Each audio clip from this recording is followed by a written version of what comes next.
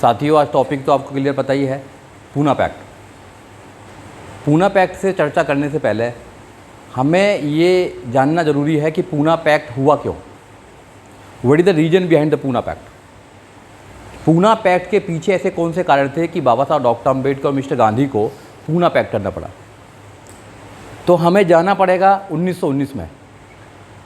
1919 का जो government of India act है, उसके बाद में 10 साल के बाद में हर 10 साल में कॉन्स्टिट्यूशनल रिफॉर्म करने के लिए कमेटी बनाई जाती थी। साइमन कमीशन बनाया गया। साइमन कमीशन का विरोध किया भारत के अंदर। साइमन कमीशन एक आप पढ़ सकते हैं, बहुत बड़ा है। साइमन कमीशन का विरोध क्या कह के किया लोगों ने कि यहाँ इंडियन रिप्रेजेंटेटिव नहीं था, सातों के सातों मेंबर थे वो ब्रिटिश मेंबर थे। ये लोग जानते हैं मोस्टली, मगर इसके कारण और बहुत सारे हैं। मगर बाबा साहब डॉक्टर अम्बेडकर ने उसका वेलकम किया। तो बाबा साहब डॉक्टर अम्बेडकर ने डिप्रेस क्लास को रिप्रेजेंट किया साइमन कमीशन के सामने, जो भी वो बदलाव करना चाहते थे उस समय। साइमन कमीशन ने अपनी रिपोर्ट दी 1930 के अंदर, और 1930, 1931, 1932 में राउंड टेबल कॉन्फ्रेंस होती है लंदन में। जब राउंड टेबल कॉन्फ्रेंस होती है तो पहली राउंड टेबल कॉन्फ्रेंस का विरोध मिस्टर गांधी और कांग्रेस करती है, मगर सेकंड में उनको बुलाया जाता है तो सेकंड में हो जाते हैं। राउंड टेबल कॉन्फ्रेंस का भी यही था कि भारत के अंदर कॉन्स्टिट्यूशनल जो रेमेडी हैं, जो रिफॉर्म, वो क्या क्या होने चाहिए। क्योंकि भारत एक आज़ाद जब देश बनता तो उसके लिए एक संविधान चाहिए था, और संविधान ऐसा होना चाहिए था जो सबको बराबर का अधिकार दे सके। अब ऐसा तो नहीं 3000 साल से एक को पढ़ने का अधिकार होगा, एक को पढ़ने का अधिकार नहीं होगा।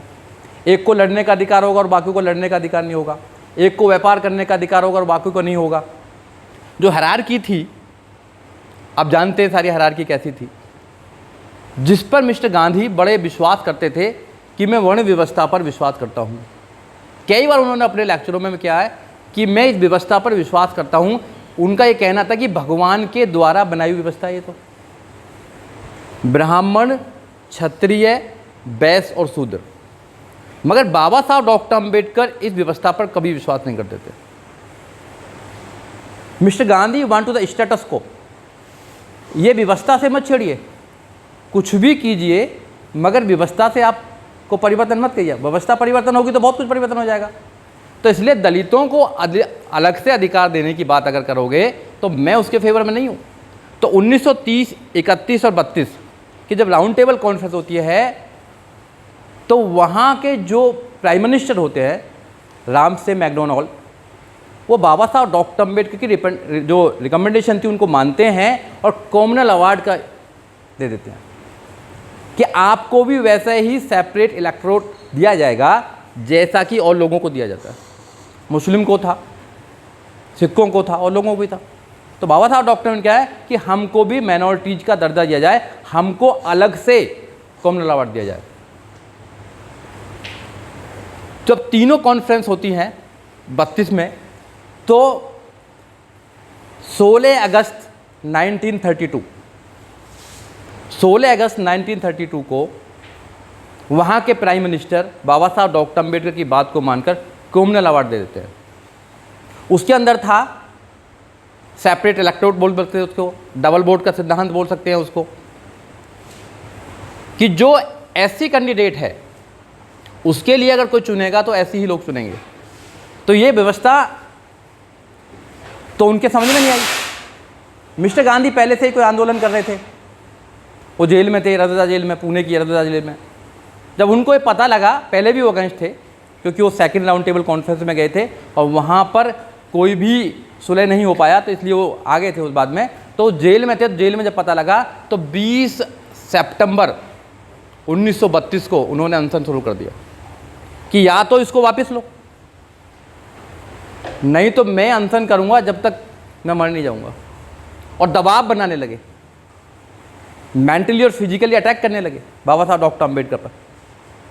सब लोगों ने दबाव बनाया कि अगर आप जो अधिकार है, सेपरेट इलेक्टोरेट का जो अधिकार है, अगर वापस नहीं लेंगे आप तो हम क्या करेंगे। धमकी देने लगे कि जला देंगे, आपकी बस्तियों को जला देंगे, आपके लोगों को मार देंगे, बहुत कुछ करने लगे उस समय जो भी हुआ। और अल्टीमेटली बाबा साहब डॉक्टर अम्बेडकर को आज के दिन 24 सितंबर 1932 को पूना के अंदर यरवदा जेल में एग्रीमेंट करना पड़ा। कौन सा एग्रीमेंट था? वो पॉलिटिकल एग्रीमेंट था। उसमें और भी कुछ चीज़ें रखी गई बाद में। तो पॉलिटिकल एग्रीमेंट था कि सीटों का एग्रीमेंट था कि भाई इतनी सीट तुम्हें मिली है, हम तुम्हें ज़्यादा सीट दे देंगे, 148 सीट दे देंगे, मगर आपको ये जो सेपरेट इलेक्टोरेट है वो छोड़ना पड़ेगा। उस समय बाबा साहब डॉक्टर अम्बेडकर की जो स्थिति थी, जैसा बाबा साहब डॉक्टर अम्बेडकर ने उचित समझा, बाबा साहब डॉक्टर अम्बेडकर ने ऐसा करा। मगर ये समझा जाता है, ये हम मानते हैं इस बात को कि उस दिन से चमचा युग की स्थापना हो गई। और मानवा काशीराम साहब ने तो 24 सितंबर 1982 में जब 50 साल हुए तो 50 साल के उधर धिक्कार दिवस भी मनाया था। उन्होंने तो उसका धिक्कार भी किया था। मानव काशीराम साहब ने उस दिन एक किताब भी लिखी थी चमचा युग के नाम पर, कि जब से हम जॉइंट इलेक्टोरेट में आए हैं कि दूसरे लोग डिसाइड करेंगे कि हमारा कौन रिप्रेजेंटेटिव होगा। 4 लोग हैं, अब चारों लोगों में से हमारे लोग तो वोट देंगे ही देंगे, मगर दूसरे लोग डिसाइड करेंगे हमको ए को पहुंचाना है, बी को, सी को पहुंचाना है पार्लियामेंट या विधानसभा में। He is not a real representative of the depress classes. आज 131 मेंबर ऑफ पार्लियामेंट जाते हैं, मगर संविधान को बार बार ख़त्म किया जा रहा है, मगर कोई बोलने के लिए तैयार नहीं है। मिस्टर गांधी ये क्लेम करते थे कि डिप्रेस क्लास का रिप्रेजेंटेशन मैं करता हूँ, वैसे ही क्लेम करते थे जैसे आज कुछ नेता करते हैं कि संविधान को हम बचाना चाहते हैं। हम संविधान को बचाना चाहते हैं ना, हमें वोट दीजिए आप, हम संविधान को बचाना चाहते हैं। और कभी कभी माथे से भी लगा लेते हैं कि नहीं, मगर उनकी पार्टी के ही मेंबर ऑफ पार्लियामेंट कहते हैं we are here to change the constitution of India. Anant Kumar Hegde, कोई सवाल नहीं आता, कोई स्टेटमेंट नहीं होता। 2023 में भी बोलते हैं कि भारत के संविधान को न्यू राइट्स हो जाना चाहिए, रीराइट हो जाना चाहिए। वो भारत के संविधान को क्यों बदलना चाहते हैं? क्योंकि जो पूना पैक्ट से जो लोग जाते हैं, जो रिप्रेजेंटेटिव हमारे जाते हैं, वो हमारी बात को नहीं रखते हैं, वो पार्टी की गाइडलाइन को रखते हैं, पार्टी की आइडियोलॉजी से दूर नहीं जा सकते हैं। यहाँ 2 लड़ाई हैं, 2 आइडियोलॉजी की लड़ाई है। पहली आइडियोलॉजी है जो जस्टिस, इक्वलिटी, लिबर्टी, फ्रेटर्निटी, जो प्रियम्बल है, प्रियम्बल पर विश्वास करती है, संविधान पर विश्वास करती है, विज्ञान पर विश्वास करती है, तर्क पर विश्वास करती है, मानवता पर विश्वास करती है, जो न्याय पर विश्वास करती है, समता पर विश्वास करती है, समानता पर विश्वास करती है, भाईचारे पर विश्वास करती है। वो विचारधारा है जी और जीनो दो की। एक है जो नई व्यवस्था पे हमारी व्यवस्था चलेगी, हमारी आइडियोलॉजी चलेगी। ये भारत को समझना बहुत आसान नहीं है। भारत में हजारों लैंग्वेज हैं, हजारों कल्चर हैं भारत के अंदर। सबके लिए संविधान के अंदर आज़ादी है। संविधान मात्र एक किताब नहीं है। इतने लंबे समय से संविधान को रिफॉर्म करने के लिए डिबेट चलती रही, कमेटी बनती रही। क्यों बनी? क्या वो लोग 2 दिन में 4 दिन में संविधान नहीं बना सकते थे? सारे बैरिस्टर थे, मिस्टर गांधी बैरिस्टर थे, बाबा साहब डॉक्टर अम्बेडकर बैरिस्टर थे, जिन्ना बैरिस्टर थे। ये जितने भी बैरिस्टर लोग थे पढ़े लिखे लोग थे सारे।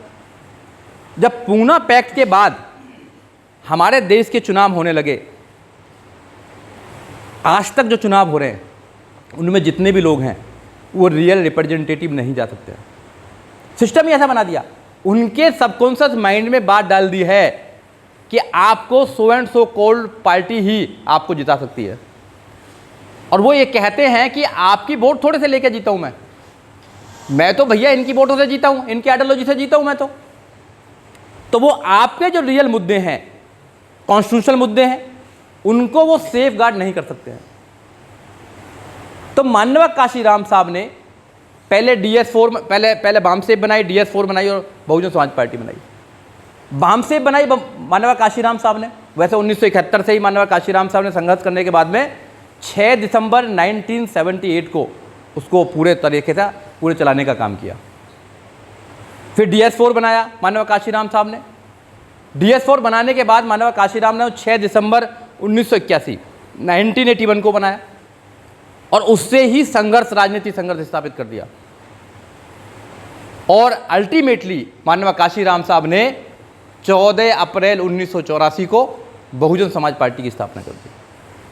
और माननीय काशीराम साहब ने एक नारा दिया जो संविधान का नारा है। जस्टिस 3 प्रकार का होता है संविधान के according, justice social, economic and political.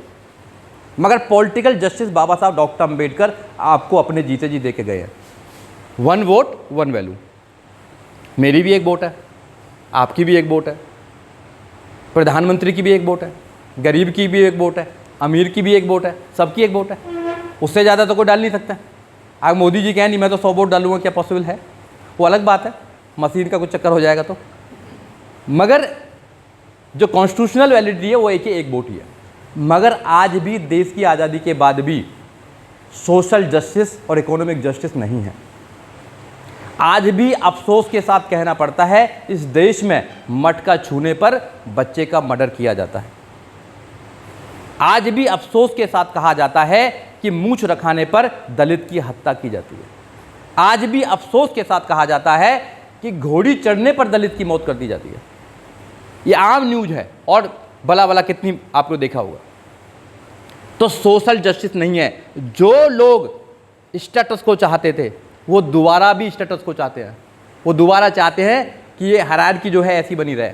मगर बाबा साहब डॉक्टर अंबेडकर ने संविधान बनाकर आपको एक ऐसी व्यवस्था देने का काम किया है जो पूरे दुनिया के अंदर कहीं ऐसी व्यवस्था नहीं है।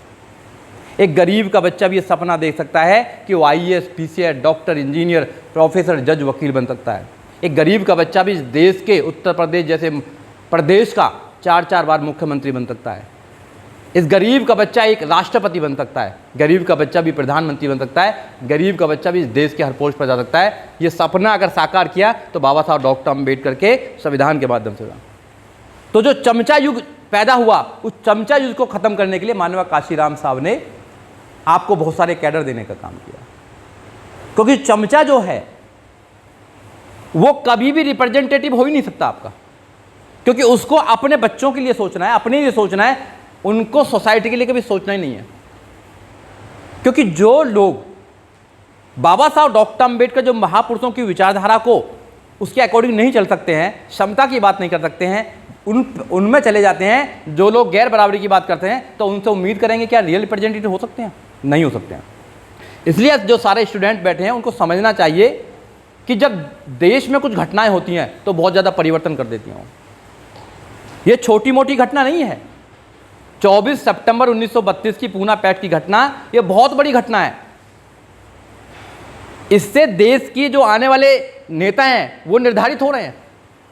अगर हमारे रियल रिप्रेजेंटेटिव जाते, हमारी संख्या कम भी होती, न 131 मेंबर ऑफ पार्लियामेंट हो तो 100 भी होते हो, हम वो लोग भी देश के अंदर अपना एक मुकाम बनाने का काम करते हैं। संख्या तो बहुत ज़्यादा है मगर काम का एक भी नहीं है। आपकी बात कोई नहीं रखेगा, संविधान की बात कोई नहीं रखेगा। आपके सामने आपके संविधान को जलाने का, आपको उसको ख़त्म करने का बात की जा रही है मगर कोई कुछ नहीं करेगा। आपको समझना पड़ेगा, बाबा साहब डॉक्टर अंबेडकर की वेदना को समझना पड़ेगा।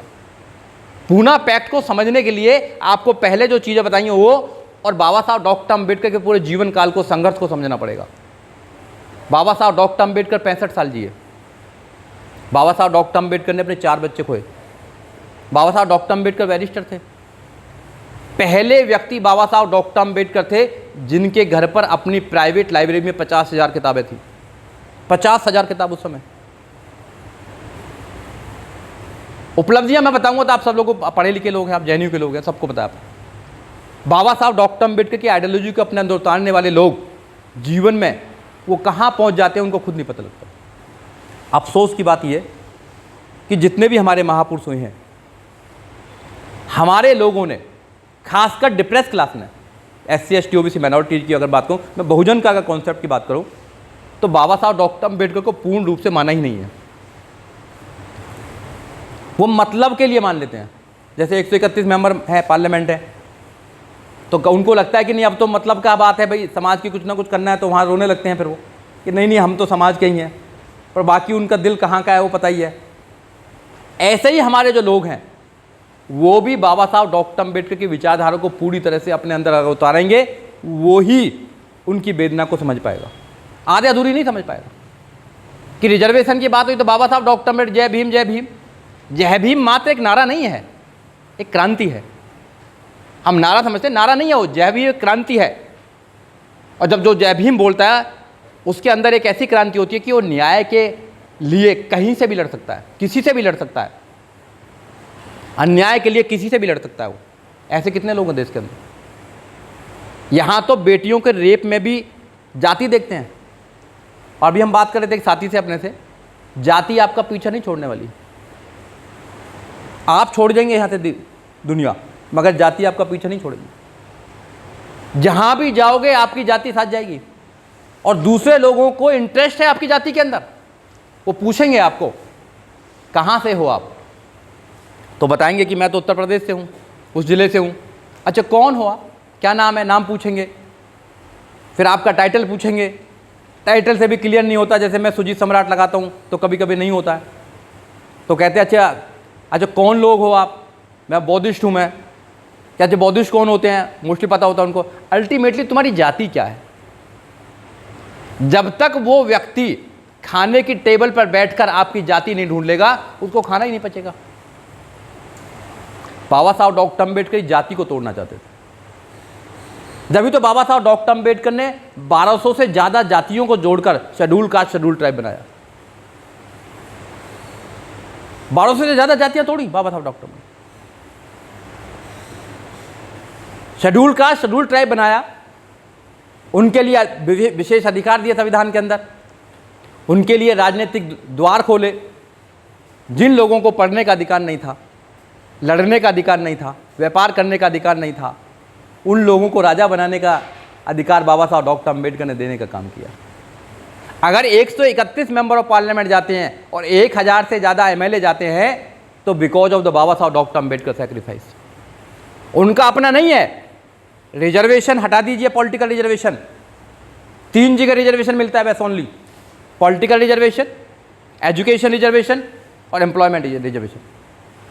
3 जगह तो रिजर्वेशन मिलता है, और कहाँ मिलता है रिजर्वेशन बताओ। चौथी जगह तो नहीं मिलता ना। पॉलिटिकल रिजर्वेशन है, आपको एजुकेशन में रिजर्वेशन है, आपको एम्प्लॉयमेंट में रिजर्वेशन है, गवर्नमेंट जॉब में। आपको दो रिजर्वेशन के लिए हमेशा संघर्ष करना पड़ा है, एजुकेशन के लिए और आपको एम्प्लॉयमेंट के लिए। जब प्रमोशन में रिजर्वेशन की बात हो जहाँ हो तो उसको आपको रिजर्वेशन का संघर्ष करना पड़ा है, मगर पॉलिटिकल रिजर्वेशन के लिए आपको कभी संघर्ष नहीं करना पड़ा। कभी किसी ने देखा होगा पॉलिटिकल लिए करा। और जबकि बाबा साहब डॉक्टर अम्बेडकर ने 10 साल के लिए, पहले 25 का फिर 10 साल के लिए पॉलिटिकल रिजर्वेशन की बात किया। आपको पॉलिटिकल रिजर्वेशन की संघर्ष करने की जरूरत क्यों नहीं पड़ी देश के अंदर?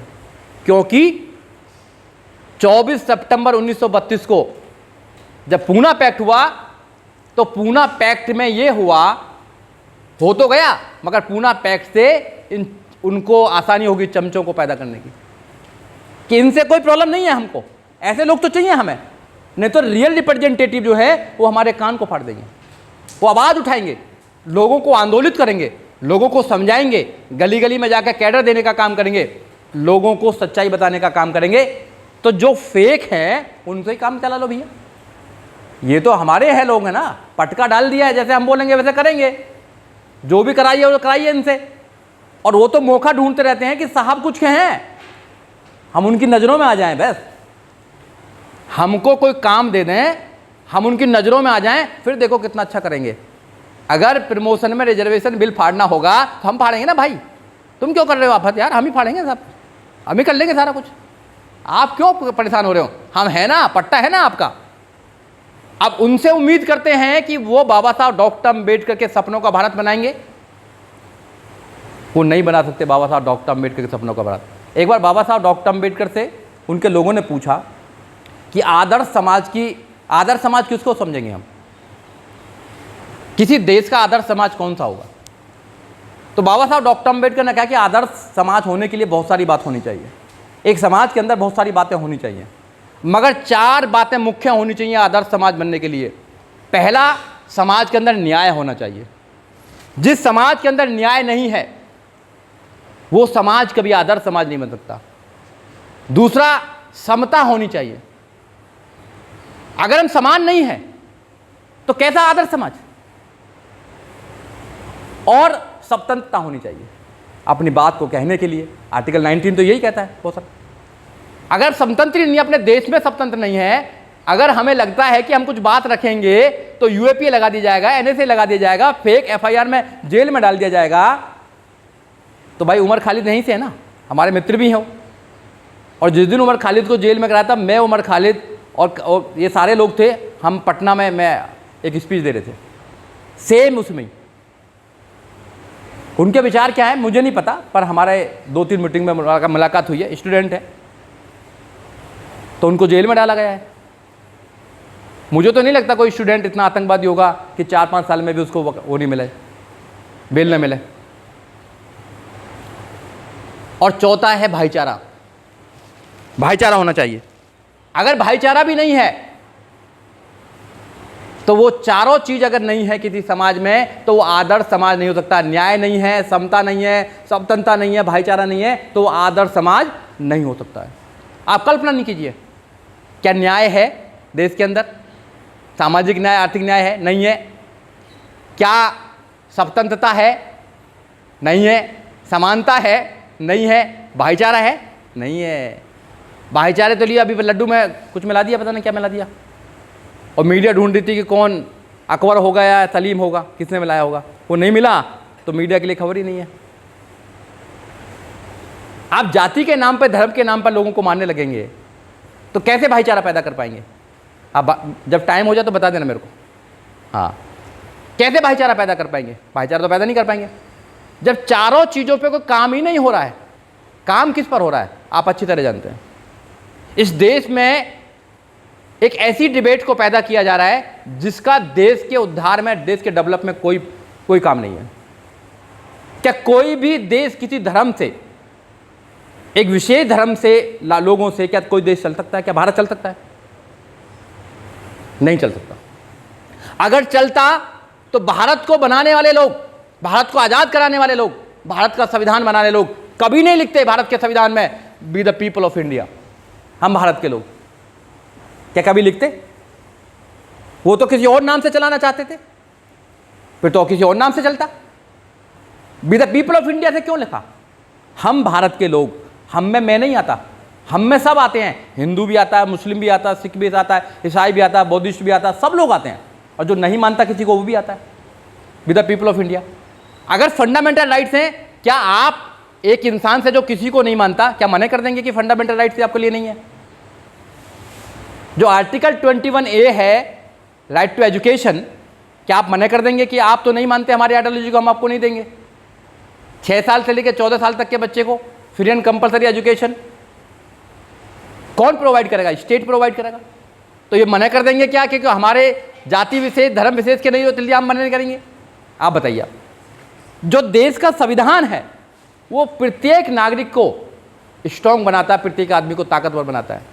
ये उस संविधान को ख़त्म करना चाहते हैं और इसमें कुछ हमारे जो चमचा युग से गए हैं वो लोग भी उसमें शामिल हैं, वो लोग भी उसमें शामिल हैं। अगर उनसे आप बचना चाहते हो, इस समस्या से आप अगर बचना चाहते हो, तो आपको बाबा साहब डॉक्टर अम्बेडकर के विषय में पढ़ना होगा, माननीय काशीराम साहब के बारे में जानना होगा, अपने मोमेंट के बारे में जानना होगा, अपनी लड़ाई के बारे में जानना होगा, अपने दोस्त और दुश्मन के बारे में पहचान करनी पड़ेगी। अगर आपने अपने दोस्त और दुश्मन के बारे में पहचान नहीं करी तो आप कैसे लड़ेंगे? अगर डॉक्टर को यही नहीं पता होगा कि प्रॉब्लम क्या है, प्रॉब्लम क्या है, तो दवाई कैसे देंगे? ये जो फेक नैरेटिव बना रखा है, इशू बना रखे, वो हमारी प्रॉब्लम नहीं है। हमारी प्रॉब्लम इस देश में आइडेंटिटी की है। हम फेक आइडेंटिटी के साथ जी रहे इस देश के अंदर।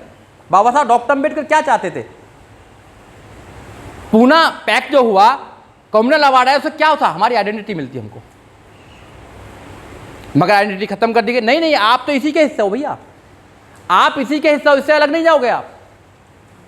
क्योंकि मिस्टर गांधी कह रहे थे कि हिंदू धर्म कमजोर हो जाएगा। अगर आप यहां से निकल गए, अपनी आइडेंटिटी अपने आप अगर बना ली अपनी अलग से, तो भैया आप तो कमजोर हो जाओगे, हिंदू धर्म तो कमजोर हो जाएगा। मैं तो आपको हरिजन बनाना चाहता हूँ, आपको मान सम्मान देना चाहता हूँ, आपको भगवान का औलाद बनाना चाहता हूँ, आपको ये करना चाहता हूँ, मगर आपको इनसे अलग नहीं रहने दूंगा मैं। इसी सिस्टम में मरोगे आप, इस मंजिल में सबसे नीचे रहोगे आप, क्योंकि मंजिल में कोई द्वार ही नहीं है, कोई रास्ता ही नहीं है, कोई सीढ़ी नहीं है मंजिल में ऊपर जाने के लिए। तो बाबा साहब कहते नहीं, हम इसमें नहीं मरेंगे, हम इसको ध्वस्त कर देंगे, हम इसको ध्वस्त कर देंगे। और बाबा साहब डॉक्टर अम्बेडकर ध्वस्त करके बराबर समतल कर दिया, इसको समतल कर दिया। और समतल करके आपको 26 नवंबर 1949 को संविधान दिया और पूर्ण रूप से लागू 26 जनवरी 1950 को हो गया। जब देश में संविधान लागू हुआ तो संविधान आपको पूरी आज़ादी देता है, आपका आसमान खुला हुआ है, जहां तक भी आप उड़ना चाहो उड़ सकते हो। क्या आपको कोई रोकता है? बताइए आप। यह व्यवस्था रोकती है आपको, क्योंकि जब व्यवस्था ऐसी थी तो कितने लोग आए आक्रमणकारी, हमारे देश को गुलाम बना लिया। क्योंकि लड़ने की जो आज़ादी थी वो कुछ लोगों की थी। जब कुछ लोगों को लड़ने की आज़ादी होगी, सबको लड़ने की आज़ादी नहीं होगी, सबको पढ़ने की आज़ादी नहीं होगी, व्यापार करने की आज़ादी नहीं होगी, तो फिर क्या होगा देश में? फिर तो गुलाम ही बनेंगे ना, पहले गुलाम। आज़ादी के बाद कभी भी देश गुलाम बना है हमारा? बताइए आप। आज़ादी के बाद क्यों गुलाम नहीं बना? आक्रमण तो बहुत सारे हुए, क्योंकि सबको लड़ने की आज़ादी है, सेना में जाने की अधिकारी है, सबको वो है, अधिकार है, सबको पढ़ने की आज़ादी है, आज सबको सब कुछ करने की आज़ादी है। तो ऐसे विधान को वो खत्म करके एक ऐसा विधान पढ़ाना चाहते हैं, कुछ चंद लोग ही जेएनयू में आए, बस चंद लोग ही अच्छी अच्छी यूनिवर्सिटी में जाएं, चंद लोग ही इंग्लिश मीडियम में पढ़ें, चंद लोग ही मेदांता जैसे हॉस्पिटल में अपना इलाज कराएं। और कभी कभी तो मैं सोचता हूं कि इस देश में दो भारत हैं, एक इंडिया और एक भारत। आप देखना, कभी कल्पना करना कि जब हम भारत की बात करते हैं तो आदमी तड़फ रहा है और प्रधानमंत्री कहते हैं 80 करोड़ लोगों को मैं 5 किलो अनाज देता हूं। फिर ग्लोबल हंगर इंडेक्स की रिपोर्ट आ जाती है, 20 करोड़ लोग रात को इंडिया में भूखे सोते हैं। मेरी रिपोर्ट नहीं है, गूगल करना भी, ग्लोबल हंगर इंडेक्स की रिपोर्ट है, लगभग 20 करोड़ लोग रात को इंडिया में भूखे सोते हैं। ये मेरी रिपोर्ट नहीं है। हैप्पी इंडेक्स देख लीजिए, इस पर कोई चर्चा ही नहीं है।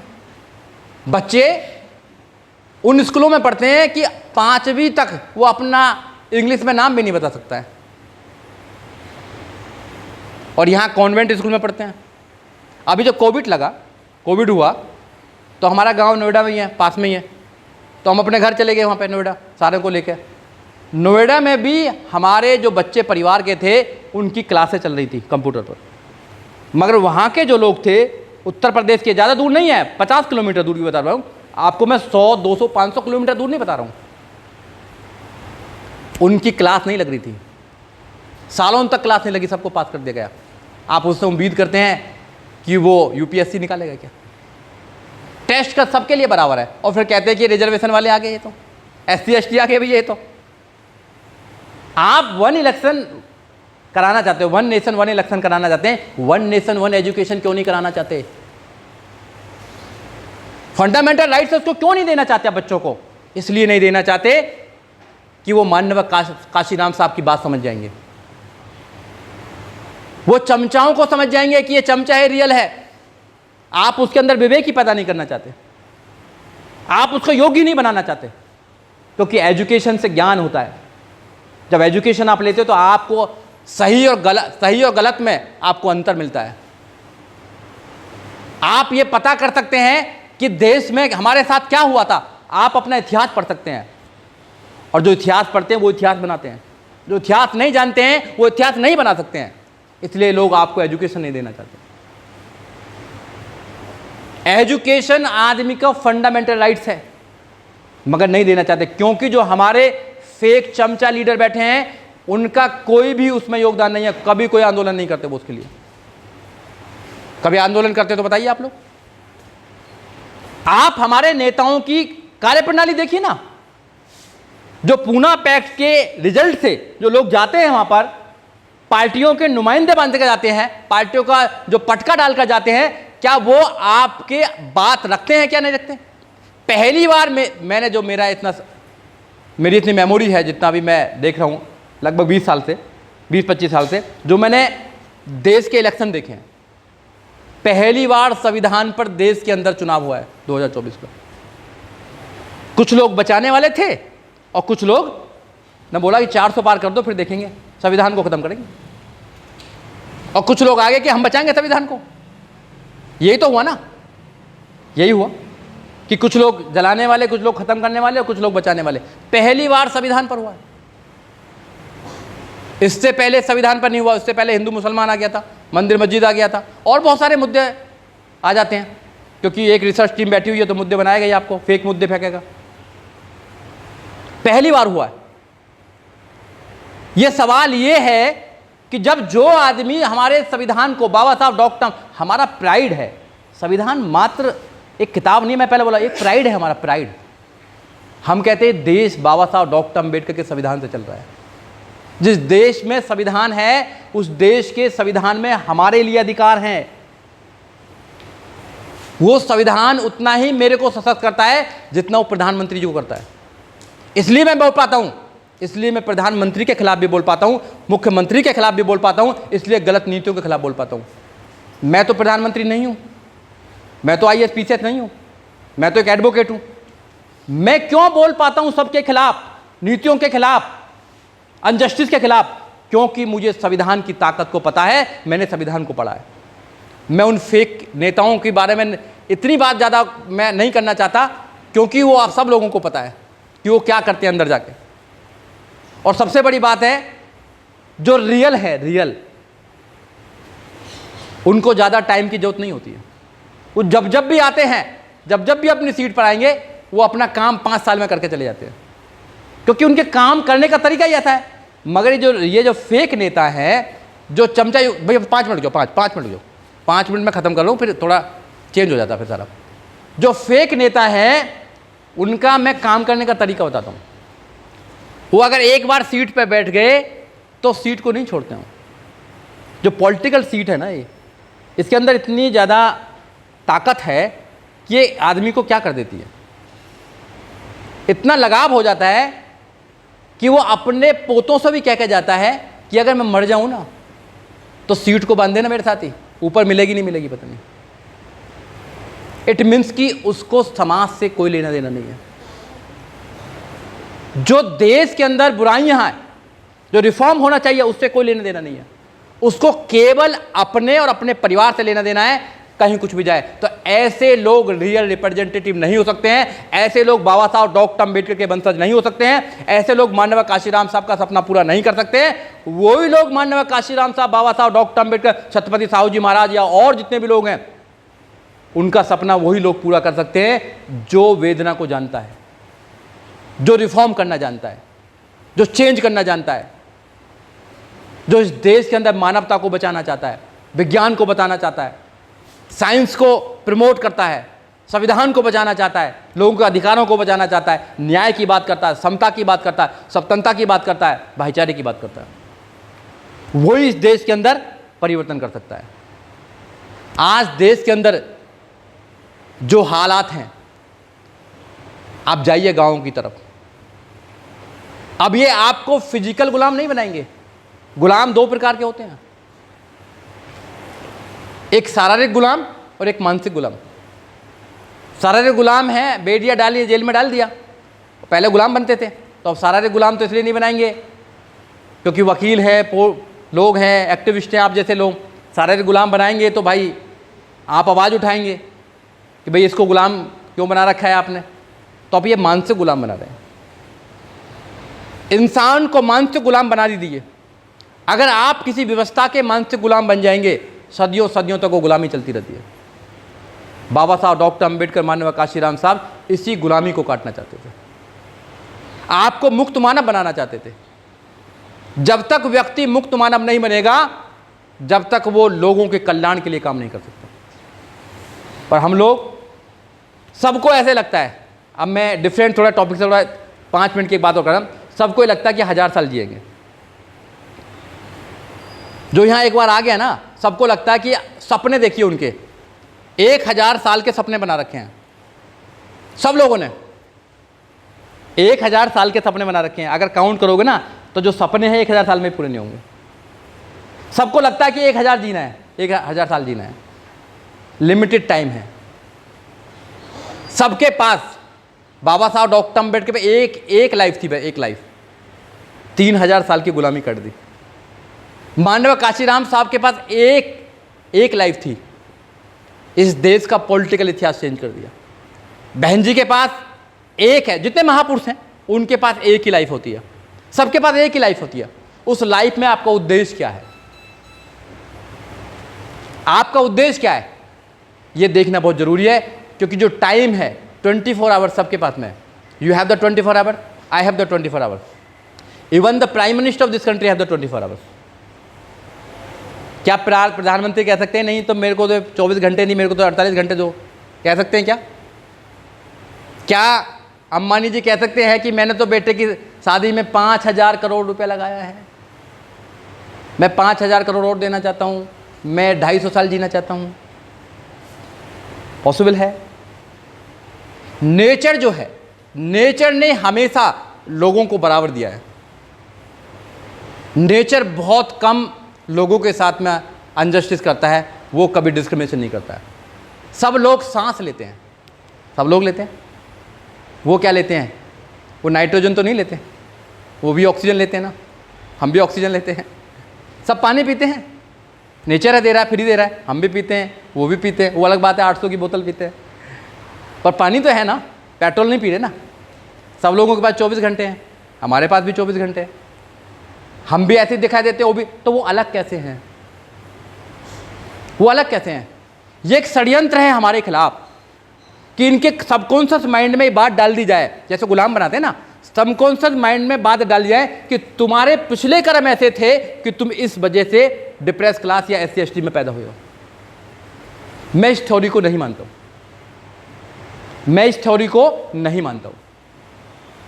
बुद्ध ने कहा कि अपने दीपक स्वयं बनो। जो व्यक्ति अपना फ्यूचर डिसाइड करना चाहता है वो खुद कर सकता है, उसके लिए किसी दूसरे की आवश्यकता नहीं। Select the target and hit the target. इंसान जब बाबा साहब डॉक्टर अम्बेडकर का माइंड क्लियर था कि उनको जीवन में करना क्या है, मानव काशीराम साहब का माइंड क्लियर था। सब लोग तो जॉब के पीछे भाग रहे, एवरीबॉडी बिहाइंड द जॉब्स। मानव काशीराम साहब ने छोड़ के आ गए, क्लियर था, विजन क्लियर था। बहन जी छोड़ के आ गए, क्लियर विजन था।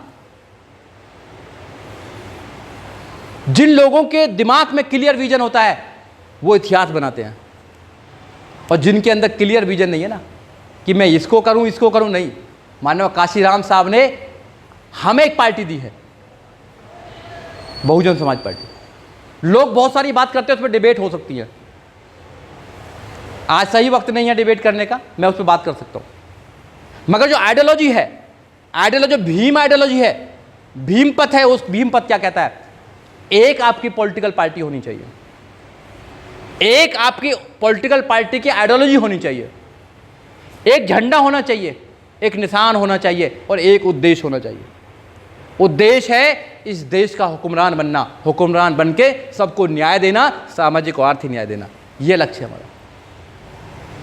और इस लक्ष्य में आप जैसे लोग अगर नहीं आएंगे, आप जैसे लोग अगर भूमिका नहीं निभाएंगे, तो लक्ष्य कभी पूरा नहीं होगा।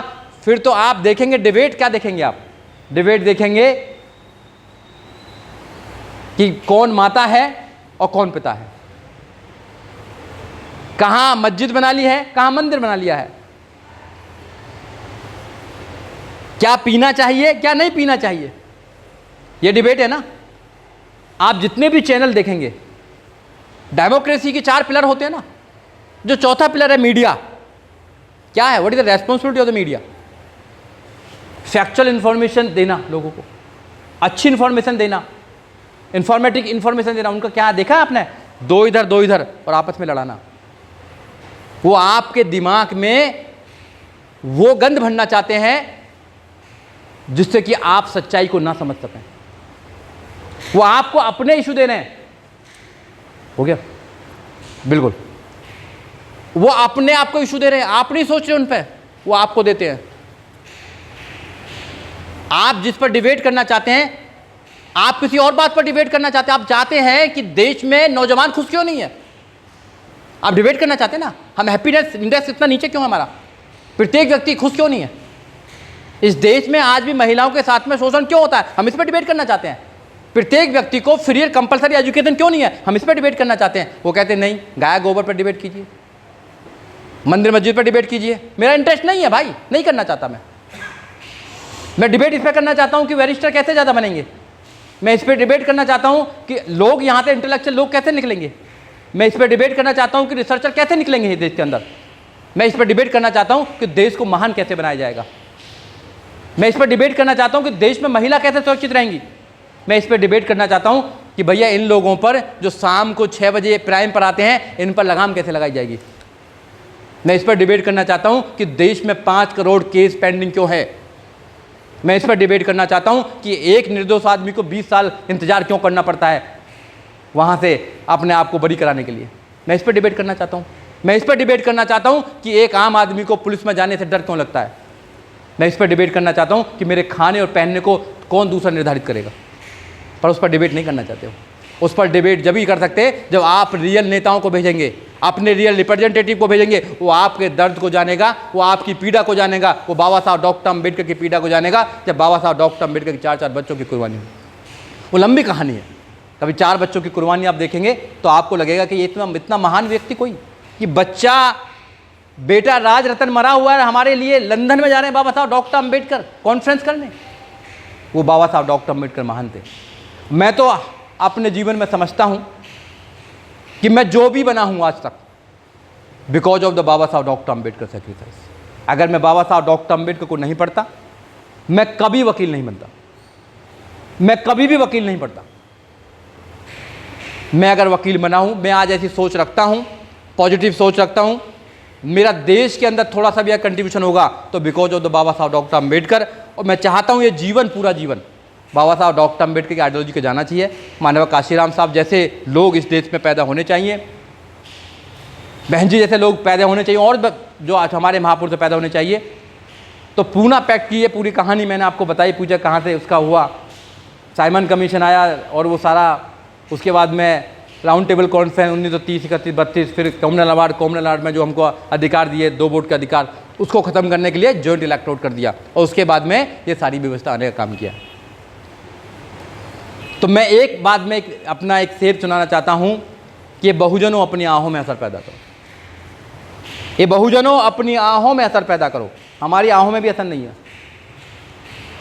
सब कुछ हो रहा है हमारे साथ, मगर हम आंदोलन भी नहीं कर पाते हैं, आहा भी नहीं निकाल पाते हैं, रो भी नहीं पाते, रोने भी नहीं देते, कुछ भी नहीं करने देते।